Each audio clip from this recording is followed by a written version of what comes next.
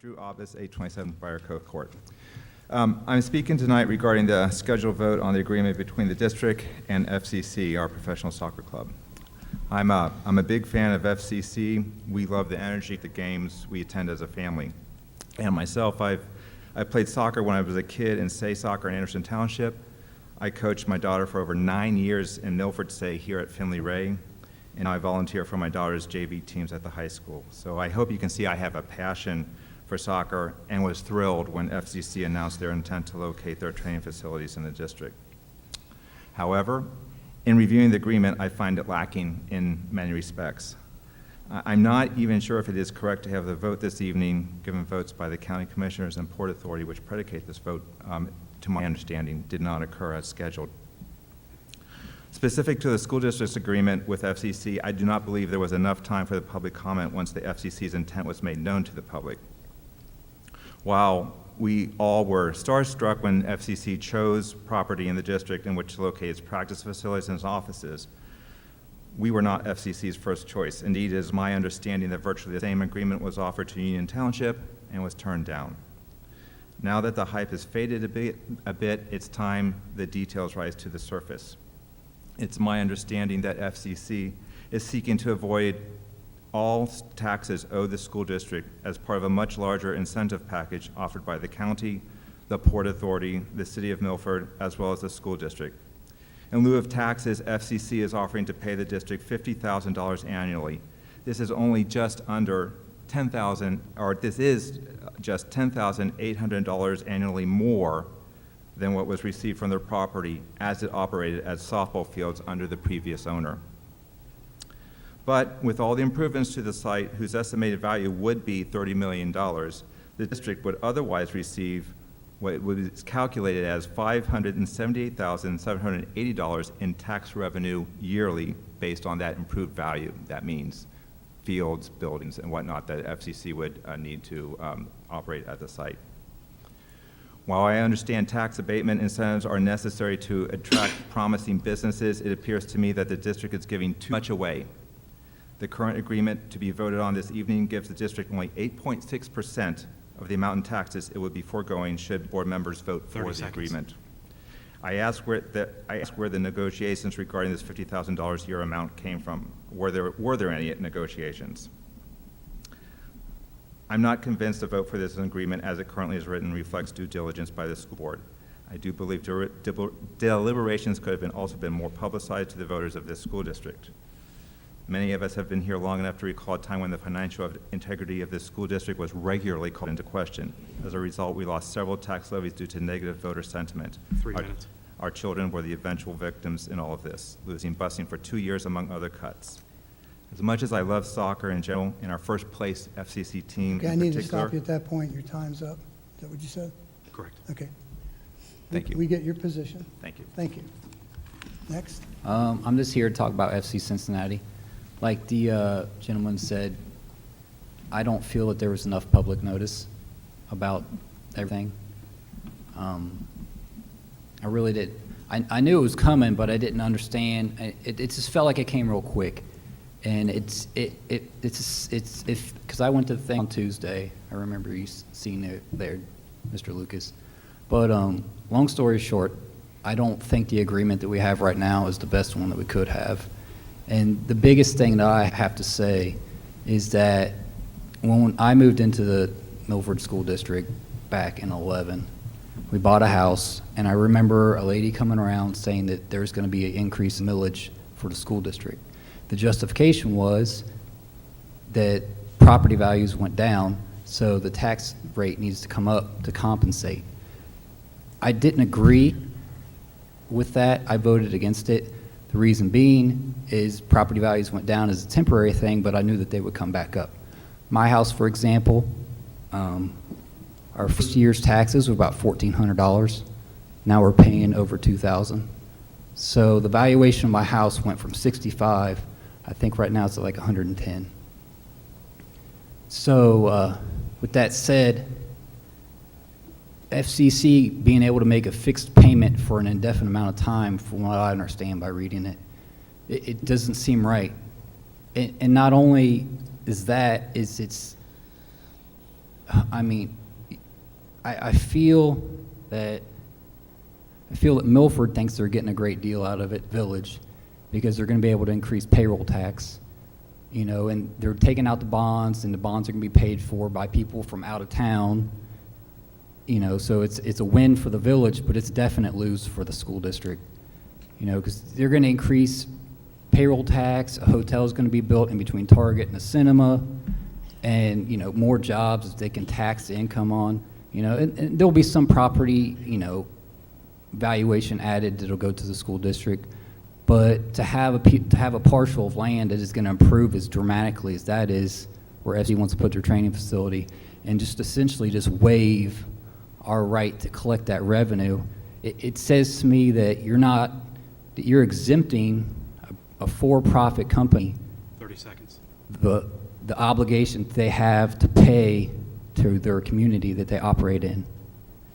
I feel that you shouldn't vote tonight on what is written, or at least vote against it, so that more people can come and more people can understand. I talk to people and they don't, the majority of the people that I talk to, they know it's coming, but they don't understand the impact that it's going to have on the school 3 district. minutes. I got Thank more you. to say, but Thank you very you much. get the gist. I get the gist. All right. Thanks very much. Michael Allen.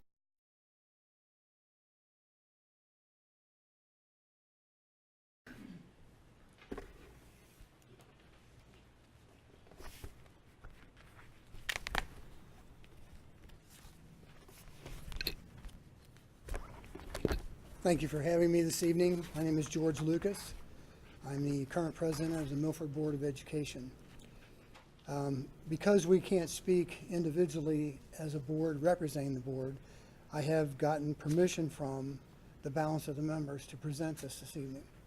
I wanted to clarify that. I'm here this evening as president of Milford Exempted Village School Board, speaking on behalf of the board as a whole.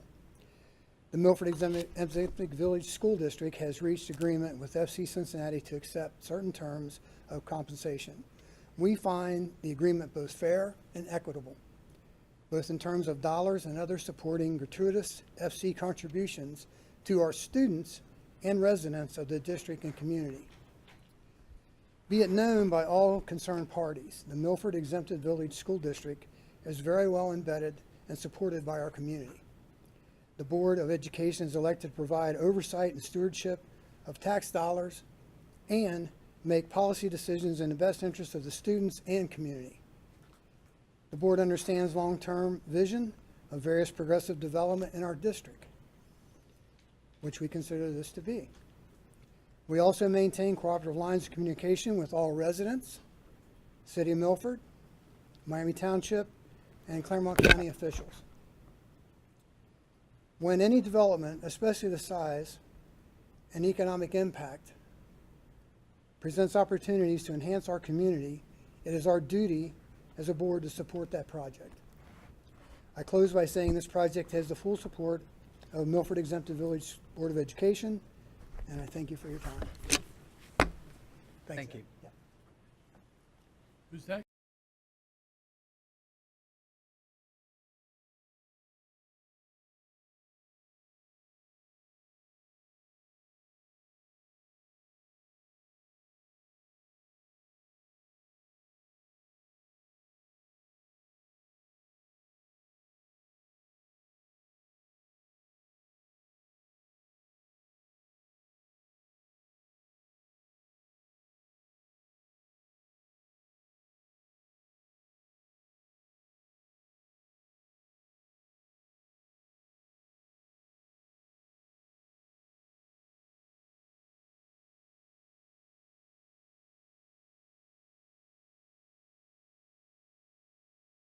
Approval of the agreement of the Board of Education FCC training facility, and I need a motion for that. So moved. Second. Roll call. Mr. Ham? Abstain? Mrs. Marks? Yes. Mr. Yockey? Yes. Mrs. Brady? Yes. Mr. Lucas? Yes, thank you. First of all, I've lived here a long, long time. And I've been on the board a long, long time. And I've been president of the board 4 times. And I can tell you that we really have no say in FCC. And here's why. The Port Authority is going to own the property. The Port Authority is a public entity. Public entities are not taxed on property. We go to 0 if they take this. And we don't talk to FCC. So we talk to FCC, or we'd have been at 0. So now you can take that and you can grind that through your numbers and talk to your people, those that are against this. But I can tell you that I've always acted individually as a board member and as a citizen of this community in the best interest of this district. And I find that people that don't have their facts straight and don't really realize who's going to own this property at the end is what matters when it comes to property tax. Plus the fact that we have no say-so, no vote whatsoever as to what the commissioners do on the 1% hotel tax. Now, what we do have is an opportunity in this community to have something come in that generates income, economic growth. They'll build buildings, they'll build hotels, they'll do these different things that you've heard, and it'll be an understanding down the road whether or not enough was built in hotels and other venues to draw tourists and what have you that actually offset whatever property tax you think we might have gotten out of a $30 million investment that's now owned by a public authority, which is 0. So I want to make that perfectly clear that there were several meetings and negotiations about this. We don't take this lightly. And you know why? Because I pay taxes in this community too. And when they come to me with a levy or a bond issue, I'm going to say, why should I vote for that? Because of what you did with FCC. And what you're going to say is, well, George Lucas told me FCC was a no-brainer. And here's why. And you're going to research that and you're going to find out I'm correct. So I want to make sure that everybody leaves here tonight with an understanding that we have no say in FCC coming here. We are fortunate that they sat down with us and entertained the idea that they'd offset some of our losses and make us whole as if the ballpark stayed there for the next 30 years. So think about those things when you leave here this evening. And that's all I've got to say. Thank you. Just one other thing about FC Cincinnati. There is information being put out that's not correct. It's from extrapolated numbers. And I ask that if you do have questions, you ask us, you ask county commissioners, but you get the right information. Because a lot of what's out there is not the right information. First on FC, this was not something that we did quickly or that we took lightly. Our treasurer, our superintendent, lots of people were involved in evaluating this. We worked with Mr. Das, who's here, to determine what was appropriate. The tax abatements are something that happens. There's no way we would get the total amount of money. It's likely that the income will be enough that we will be getting a portion of the income tax. So, there's additional income potential. So, this is something that we did take seriously and we thought about extensively. I don't know who came to your door and told you that that was a rationale for a levy. That was absolutely wrong. That school levies, school taxes don't work like that, and it's complicated. So, if you'd like to talk about it, be happy to do that. And I'm sure Mr. Rabe would do a much better job than I could. But that was inaccurate, and I'm sorry about that because that should never have been said. I think there's a lot of misinformation out there about this, but we have had many people working on this to try to make sure that we get the best deal possible for the district. Mr. Lucas, you were right on in all the things you had to say about FC Cincinnati, and I agree 100% with that. And with what Mrs. Brady said, too, I'm appalled that somebody would say that that was the reason for a tax levy. Yeah. The real reason for tax levies all comes down to one state law, House Bill 920, which was passed, I believe, about 1977, which is automatic continuing rollbacks in property tax, which, if it were repealed, would probably eliminate the necessity of us ever having to go for tax levies again. but we have to continue going for tax levies because of that rollback that was state law passed many, many years ago. And it's very complicated. School finance is not easy in this state, but it's a little hard to understand. But it's something that we're forced into to come back for levies on a regular basis. I actually ran on 920 on my very first campaign to be on the school board. And a short summary of that would be that it was done by Voinovich at the time. He proposed legislation and got it passed. It was to protect agriculture because he's from a big farming family in mid to northern Ohio. And then he later became governor, as you may know. The problem with 920 is when you pass your levies, your income dollars are froze. So you can put in 200 more houses, but your dollars are froze. So it doesn't matter how many but then the school has to take on all of those kids that come with those houses, and you don't get any more money because you're locked in. It's capped out at the dollar amount that the levy generated at the time it was passed. So if you have growth in a community with House Bill 920, it completely just annihilates the budget of a school board. And that's why, if you look back in history, you didn't have levies until it started in 1978. And then you can go forward and see every district in Ohio is passing levies. They've been sued 4 times. You know, all the governors have been sued. I mean, they've had attorney generals involved.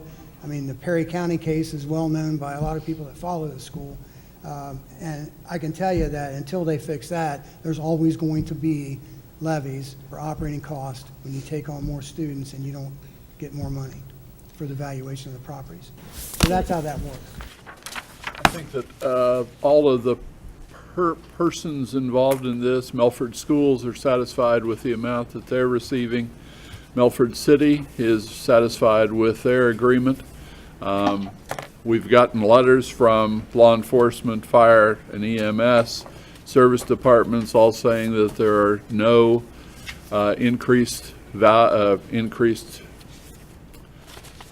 things that they will have to do in order to make this agreement move forward. So with that in mind. This is about picking winners and losers. You know, whenever you invest in a business, people tell me a lot of times that government can't be run like private business, and I disagree with that a lot. You know, government, the stakeholders in this particular deal are the citizens of Claremont County. You know, citizens deserve to get something in return on their investment. You know, the thing that it's the basis of all business deals is it's all about money. It's all about money, folks. It's about how much money comes in and about how much money goes out. One of the things that's in this deal is we've talked about a lot of the expenses. We've talked about what the benefits are to Claremont County, but what the things we've never talked about is the revenue. You know, and so I just want to call your attention to that. You know, we probably missed an opportunity in 1964 when Coney Island moved to Kings Island and what that's done all around the county of Warren. So there's two ventures here. You know, one is the fact that, you know, a training and academy facility is exactly that. It's an academy facility. How revenue is gained from an academy facility is by the selling of memberships into the academy. You know, and that nets, I can only tell you from looking at FC Dallas, about $15 million a year. One of the things that we've never had a discussion about this deal is about what the revenue is and what's expected to the people of Claremont County. There's a lot of stake in this. There's a lot of not tax money that's being abated or real estate taxes that won't be collected on this improved value. A lot of times when we bring businesses here, we just brought a business here called the Design Within Reach. We did give them a 20% abatement for the first 10 years, but we expect them to pay their taxes on the improved value. So I think I'd leave it at that. Any further discussion? No. Call for the question, Judith. Mr. Painter? No. Mr. Ubel? Yes. Mr. Humphrey? Aye.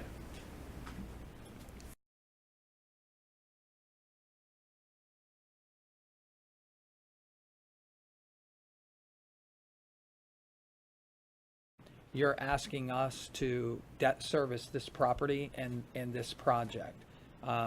Has there been any negotiations other than that to allow those who are paying for this facility the opportunity to use it? As far as the usage of the facility, that was part of the negotiations early on, and essentially the negotiations surrounded around the fact that the team's going to need to be able to, since they're paying for the actual facility itself, they need to, and also because it's a major league training facility, they need to have control over the site in order to actually keep it up to the standards that are going to be required by Major League Soccer. So a lot of these things, because all that cost of maintenance and everything's borne by the team anyways, and because they have to have certain specific requirements to have this as a major league facility, the team is in control of the facility itself. Well, in this particular case, you know, and I totally understand this, I don't think this particular case is any different than a lot of others. You know, the good citizens of Claremont County here are abating 24 or somewhere between $16 million and $24 million worth of taxable income here. So I would say that in essence, they are paying for the facility.